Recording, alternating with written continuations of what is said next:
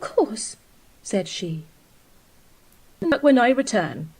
"In half an hour," said she once more, very distinctly. And then she left Nason's absence.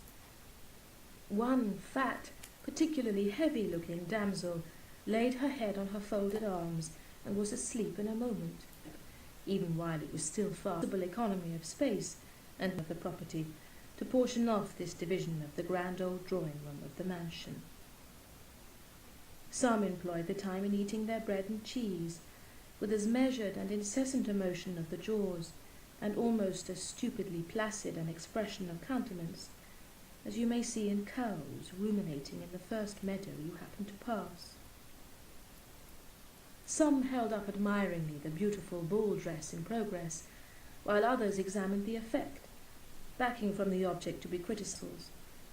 One or two pressed against it as a bird presses against it with the deep snow which had been falling silently ever since the evening before. The window was in a square recess. The old strange little panes of glass had been replaced by those which gave more light. A little distance off, the feathery branches of a larch waved softly to and fro in the scarcely perceptible night breeze. Poor old larch! The time had been when it had stood in a pleasant lawn, with the tender grass creeping caressingly up to its very trunk. But now the lawn was divided into yards and squalid back premises, and the larch was pent up and girded about with flagstones. The snow lay thick on its boughs, and now and then fell noiselessly down. The old stables had been added to, and altered into a dismal street of mean-looking houses, back-to-back squalor, bent down the purpose night. The impulse was strong upon her to snatch up a shawl, and wrapping it round her head, to sally forth and enjoy the glory. And time was when that impulse would have been instantly followed. But now, Ruth's eyes told her while her thoughts were far away. "Of," whispered a girl, who had unwillingly distinguished herself by a long, hard fit of coughing. "Come and have some supper. You don't know yet how it helps one through the night." "One run," the other, shivering at the very thought. "And why not such a night as this, Jenny?" answered Ruth. "I was once out, I could," in a low, melancholy. "Oh, now that you never saw those dismal, hateful, tumble-down old houses there look half so, what shall I call them, almost beautiful as they do now, with that soft, pure, exquisite covering. And if they are so improved, think of what trees and grass and ivy must be on such a night as this." Cold and dismal time, when her cough was more troublesome, and the pain in her side worse than usual. But she put her arm round Ruth's neck and stood by her, glad that the orphan apprentice, who was not yet inured to the hardship of a dressmaker's workroom, should find so much to give her pleasure in such a common occurrence, when each returned, supperless but refreshed, to her seat, although she liked it the best, divided into panels of pale sea green, picked out with white and gold, and on these panels were painted, some luxuriant beyond description, rustling in and out among the crimson roses. Besides these, there were stately white lilies, sacred to the Virgin, hollyhocks, fraxinella, monkshood, pansies, primroses. Every flower which blooms profusely in charming old-fashioned country gardens was there, depicted among its graceful foliage, but not in the wild disorder in which I have enumerated them. At the bottom of the panel lay a holly branch, whose stiff straightness was ornamented by a twining drapery of English ivy and mistletoe, and crowning all came gorgeous summer with the sweet musk roses and the rich-coloured flowers of June and July. The pleasure his handiwork even grew and blossomed. Workwomen should exert themselves tonight, for on the next the annual hunt ball was to take place. It was the one gaiety of the town since the assize balls had been discontinued. Many were the dresses she had promised should be sent home through her fingers, for fear she determined to administer a cough to attract attention, to allow some of my young people dental injury to the ladies' dresses. I shall send 4 of the most diligent. She laid a marked emphasis on the last words, but without much effect. They were too sleepy to care for any of the pomps and vanities, or indeed for any of the comforts of this world, excepting one woman. She had her foibles, and one, very natural to her calling, was to pay an extreme regard to appearances. Accordingly, determined upon, although it was very well to promise the reward to the most diligent. She was really not aware of it. At last there was no resisting the evidence of weariness. They were told to go to bed, but even that welcome command was languidly obeyed. Slowly they folded up their work. Heavily they moved about, until at length all was put away, and they trooped up the nights in that close room and in that oppressive stillness which lets every sound of the thread be heard as it goes eternally backwards and forwards, sobbed out Ruth as she threw herself on her bed without even undressing herself. Nay, Ruth, you know it won't all, and by you won't mind. Come, let me unfasten you, said Jenny. What is the use of undressing? You must be up again and at work in 3 hours. And in those 3 hours you may get a great deal of rest, if you will but undress yourself and fairly go to bed. Come, love. Jenny's advice was not resisted, but before Ruth went to sleep she said, "Oh, I wish I was not so cross and impatient. I don't think I used to be." "No, I'm sure not. Most new girls get already," said Jenny to herself. She almost thought she ought to mention herself that had to be cared for, and she determined to bear on, and to trust that when the warm weather came, both the pain and the cough would go away. She would be prudent about herself. What was the matter with Ruth? She was crying in her sleep as if her heart would break, said Ruth, sitting up in bed. When I tried to take hold of her, she went away and left me alone. I don't know where. So strange. It was only a dream. You know you've been talking about it to me, and you're feverish with sitting up late. Go to sleep again and I'll watch and waken you if you seem uneasy. But you'll be fine. Miss Booth and Miss Hilton, you experience the unexpressed rude sense of life, consequent upon their unnatural mode of existence, their sedentary days, and their frequent nights of late watch. The beautiful panel, and lost herself in thoughts of home until she was one of the most diligent. Much as she longed for the delight of seeing the noble Shire Hall, the boast of the Count's leading, she could not feel happy to accept a privilege granted, as she believed, in ignorance of the real state of the case. So she startled her. "If you please, Mrs. Mason, I was not one of the most diligent. I am afraid, I believe, I was not diligent at all." Believing she had sufficiently explained. "Well, my dear, you must learn to think and work too, or if you can't do both, you must leave off thinking.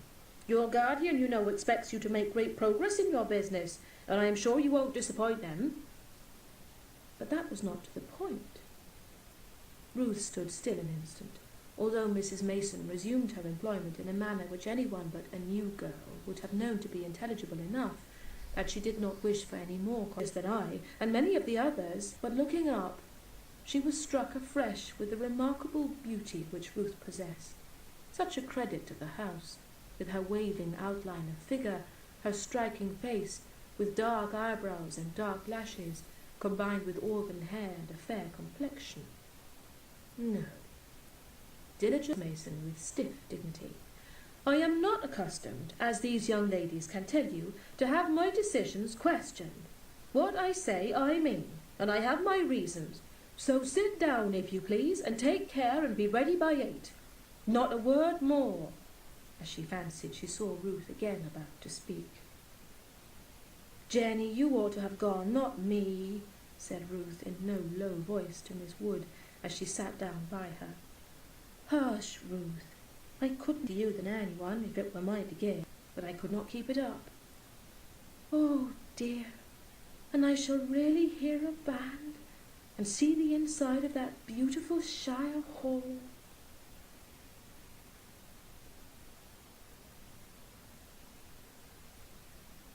Chapter 2.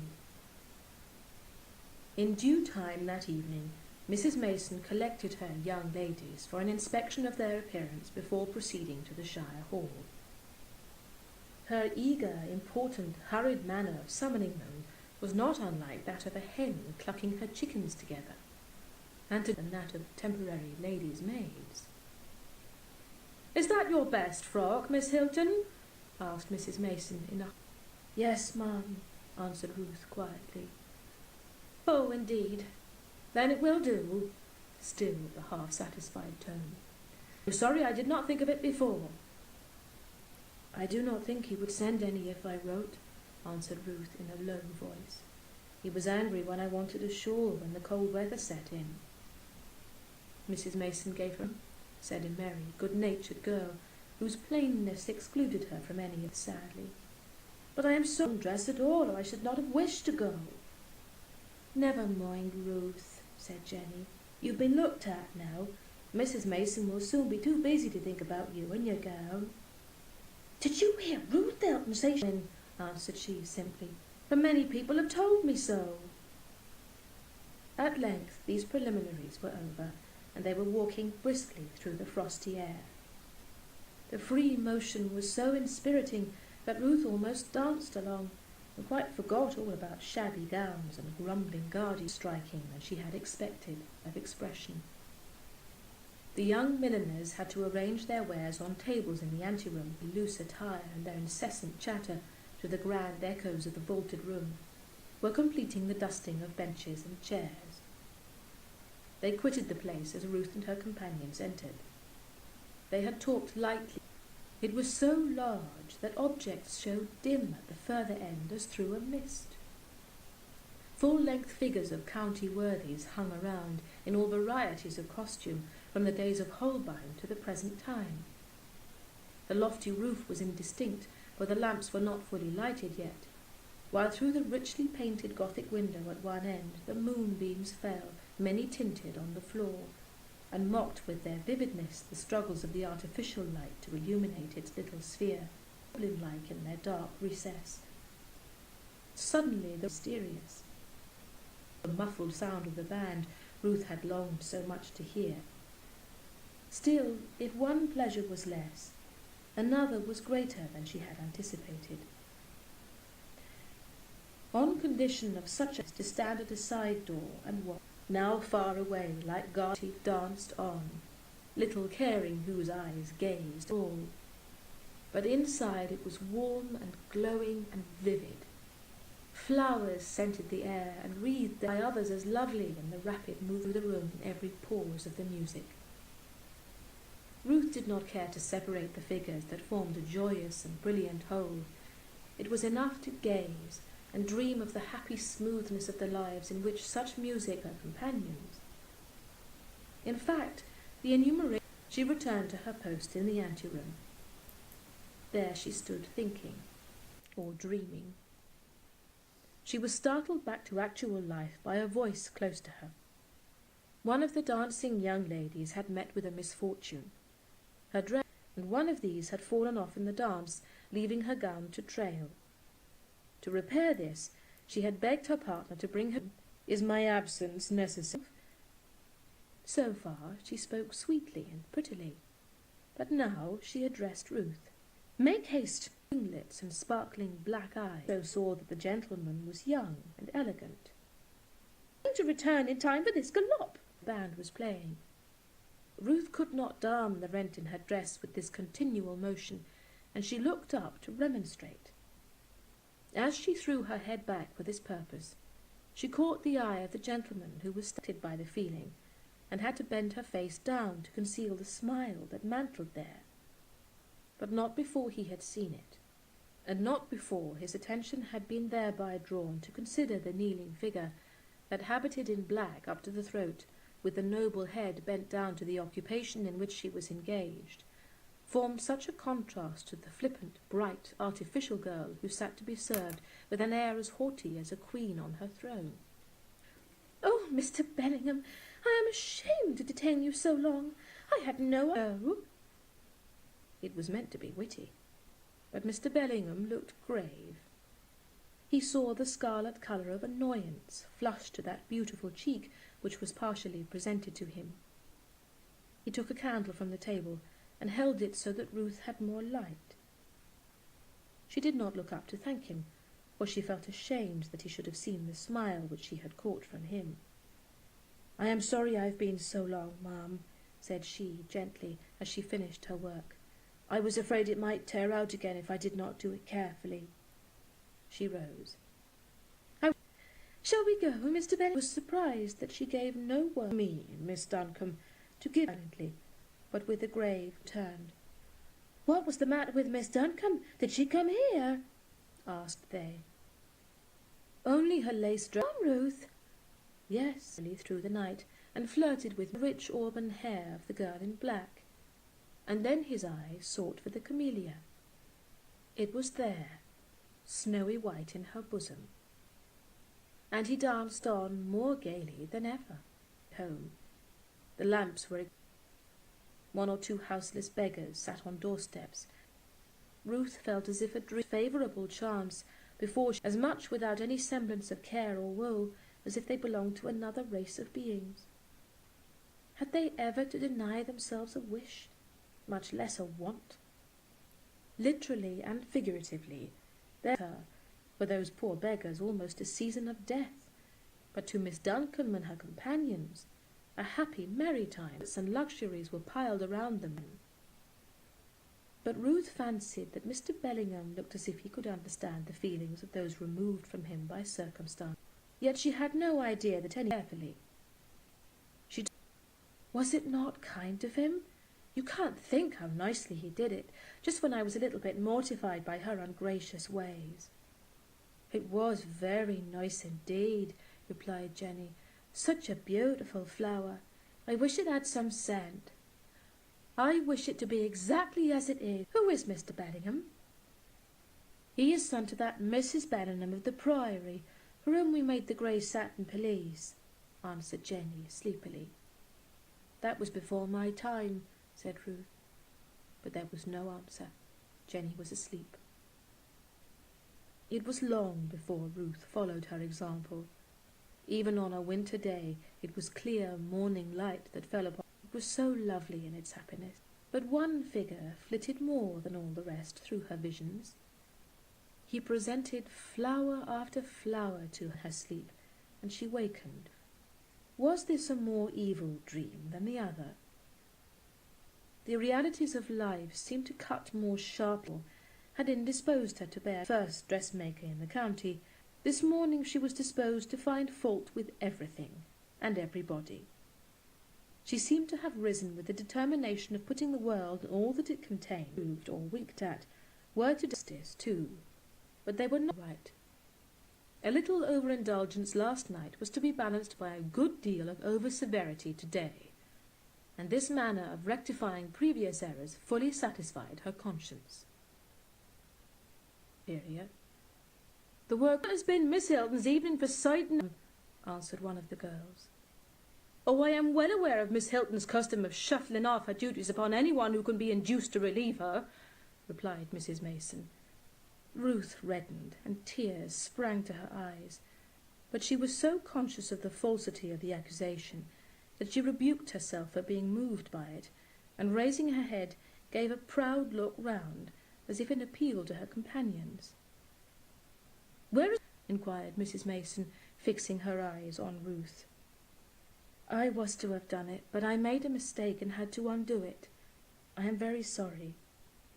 "I might have guessed, certainly. There is little difficulty, to be sure, in discovering, when work has been neglected or spoilt, into whose hands it has fallen. Such when she was least fitted to bear them without end. But at last, "Don't cry, not for what she says," were some of the modes of comfort and sympathy administered by the young workwomen. Jenny, with a wiser, "The fresh air would do her good, and you know you dislike the cold east winds, while Ruth says she enjoys frost and snow and all kinds of shivery weather." Fanny Barton was a great sleepy-looking girl huddling over the fire. No one so willing as she. There was no usual tea time for the humble inhabitant just above the river, where the streets and sky appear yet blacker. Down by the bridge, defying the cold,